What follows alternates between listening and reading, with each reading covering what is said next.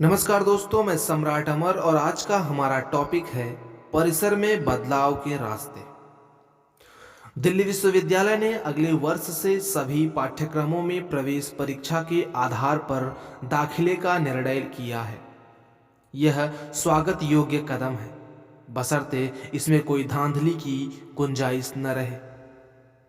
अच्छी बात यह भी है कि यह सत्र शुरू होते ही विश्वविद्यालय ने अगले वर्ष के दाखिले की घोषणा कर दी है, जिससे यह शिकायत भी न रहे कि विद्यार्थियों को पर्याप्त समय नहीं दिया गया। इससे मौजूदा विद्यार्थियों की शिक्षा मूल्यांकन में भी बुनियादी रूप से बदलाव की संभावना है। मगर क्या विश्वविद्यालय सिर्फ प्रवेश और परीक्षा के लिए होते हैं? क्या शिक्षा या उच्च शिक्षा का उद्देश्य सिर्फ इन दोनों के बीच तक सीमित है? दिल्ली विश्वविद्यालय में केरल, तेलंगाना, तमिलनाडु से लेकर पूरे देश के छात्र दाखिले के लिए लालायित रहते हैं, लेकिन कुछ दिनों के बाद ही उन्हें एहसास होने लगता है कि यहाँ नाम बड़े और दर्शन छोटे हैं। बावजूद इसके दिल्ली में आने वालों की संख्या इसलिए भी बढ़ती जा रही है कि उन्हें यहाँ सिविल सेवा से लेकर एमबीए तक के लिए कोचिंग का सर्वश्रेष्ठ बाजार उपलब्ध है। पर सबसे बड़ा प्रश्न यह है कि देश की सर्वश्रेष्ठ युवा पीढ़ी और सुविधाओं के बावजूद दिल्ली विश्वविद्यालय, जवाहरलाल नेहरू विश्वविद्यालय दुनिया के विश्वविद्यालयों के बीच अपनी पहचान क्यों नहीं बना पा रहे हैं? क्यों एशिया के विश्वविद्यालयों में जहां ताइवान, चीन, जापान, सिंगापुर, दक्षिण कोरिया दुनिया भर के छात्रों को आकर्षित करते हैं, भारतीय विश्वविद्यालयों की तरफ अफ्रीका के चंद देशों को छोड़कर कोई आता नहीं है? इसके उलट इस साल के आंकड़े बताते हैं कि लगभग 6 लाख भारतीय छात्र विदेशी विश्वविद्यालयों में पढ़ने गए, खासकर अमेरिका, ऑस्ट्रेलिया और यूरोप।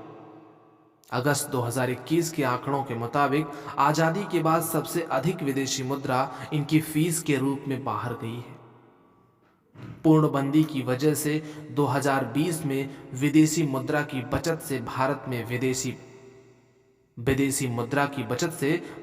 विदेशी मुद्रा 500 अरब को पार कर गई थी। पूंजी केवल शिक्षा के लिए विदेश जा रही है। क्या यह आत्मनिर्भर भारत की पहचान है? 70 के दशक से ही प्रतिभा पलायन पर बहस हो रही है, लेकिन ऐसे प्रभावी कदम नहीं उठाए जा सके कि इसकी प्रतिभा देश में ही रहे। चंद विद्यालयों के बहुराष्ट्रीय कंपनियों के मुखिया बन जाने से हमें संतोष के बजाय अपराध बोध होना चाहिए। उनको वहां तक पहुंचाने में विदेशी विश्वविद्यालयों का ज्यादा योगदान रहा है। ऐसा भी नहीं कि इन विदेशी विश्वविद्यालयों में पाठ्यक्रम और शिक्षण पद्धतियां गोपनीय रही हों। इंटरनेट और मीडिया के जमाने में हर तरह की सामग्री और सूचना उपलब्ध है, लेकिन अफसोस कि भारतीय विश्वविद्यालयों ने मानो न बदलने की कसम खा रखी है। देश की दूसरी संस्थाओं में परिवर्तन की आहट हो रही है, वह चाहे जमीन के रिकॉर्ड हो, पासपोर्ट प्रक्रिया, हवाई यात्रा हो या किसानों के खातों में लेन देन। अगर कुछ नहीं बदला तो विश्वविद्यालयों की तस्वीर। स्कूली शिक्षा के लिए तो समय समय पर कई समितियां और आयोग बैठाए गए, उनमें बदलाव की कोशिश भी हो रही है, लेकिन विश्वविद्यालय तो मानो केवल दाखिले, चुनाव और परीक्षा पर ही केंद्रित है। आश्चर्य की बात कि सबने एक स्वर से प्रवेश परीक्षा के आधार पर अगले वर्ष दाखिले की बात की, लेकिन शिक्षकों की भर्ती प्रक्रिया में बदलाव के लिए एक भी आवाज नहीं उठी। विश्वविद्यालयों की पहचान उनकी योग्य शिक्षक, उनके शोध कार्यों से होती है, मगर हमारे यहाँ दकियानुसी, वंशवाद, भ्रष्टाचार विश्वविद्यालयों की भर्ती में मौजूद है, जहाँ सिर्फ और सिर्फ साक्षात्कार से पूरे जीवन भर के लिए शिक्षक नियुक्त हो जाता है। कई पीढ़ियां लगातार विश्वविद्यालयों में पढ़ा रही हैं। इतना वंशवाद राजनीति में भी नहीं है। आजादी के तुरंत बाद ही विश्वविद्यालयों के पतन की इबारत लिखी जानी शुरू हो गई थी। ब्रिटिश सांचे में पले बड़े जो शिक्षक प्रोफेसर अपनी प्रतिभा से आए थे, आज़ादी के बाद वंशवादी प्रभाव में बहते हुए उन्होंने भी अपने अपने विभागों में अपने बेटा बेटी नातेदार जाति धर्म की तहजीब देनी शुरू कर दी। यह लोकतंत्र की आत्मा पर तो प्रहार था ही, उस डाली को भी काटना था जिस पर वे बैठे हुए थे। बीच बीच में संघ लोक सेवा आयोग जैसा बोर्ड बनाने की बातें उठती रही, लेकिन मौजूदा राजनीति में इस विचार को किसी ने तहजीह नहीं दी, उल्टा उसे और विरूपित किया है। शिक्षा के जिन प्रांगण में जाति धर्म को खत्म करने की ताकत थी, उनमें जाति आधारित विमर्श ने कोढ़ में खाज का काम किया है। जेएनयू में हाल के शोध के लिए जो इंटरव्यू हुआ, उसमें नंबर कम देने की बात उठाई गई है। ऐसा ही इलाहाबाद के झूंसी संस्थान में भर्ती पर प्रश्न चिन्ह लगाए गए। सवाल उठाने वाले ज्यादातर प्रोफेसर हैं और वे स्वयं भी ऐसी ही सिफारिशों के रास्ते से आए हैं।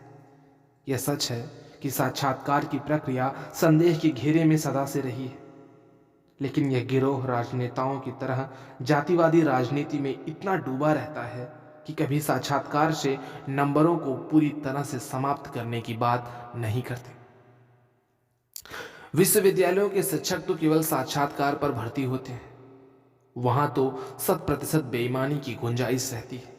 जब केंद्र सरकार की प्रथम श्रेणी नौकरियों को छोड़कर हर वर्ग में भर्ती लिखित परीक्षा के आधार पर होती है और साक्षात्कार कर्मचारी चयन आयोग, रेलवे भर्ती बोर्ड में पूरी तरह से समाप्त कर दिए गए हैं, तो ईमानदारी का रास्ता यही बचता है कि यहाँ भी साक्षात्कार समाप्त हो और विश्वविद्यालयों की भर्ती लिखित परीक्षा के आधार पर हो। देश में ज्यादातर राज्यों ने अपने विश्वविद्यालयों कॉलेजों की शिक्षक भर्ती लिखित परीक्षा के आधार पर शुरू कर दी है। साक्षात्कार के सिर्फ 15 से 20% अंक। शिक्षा मंत्रालय को चाहिए कि मौजूदा केंद्रीय विश्वविद्यालय भर्ती के लिए अलग बोर्ड बनाए। संसद के मौजूदा सत्र में एक प्रश्न के जवाब में बताया गया कि 6,500 शिक्षकों के पद भरे जाने हैं और केंद्र सरकार ने उसकी प्रक्रिया शुरू कर दी है। इसका फायदा आरक्षित वर्ग समेत सभी को मिलेगा, लेकिन पारदर्शिता और विश्वविद्यालयों की बुनियादी रूप से बेहतर करने का रास्ता यही होगा कि भर्ती प्रक्रिया लिखित परीक्षा से हो और संभव हो तो साक्षात्कार पूरी तरह से समाप्त किया जाए।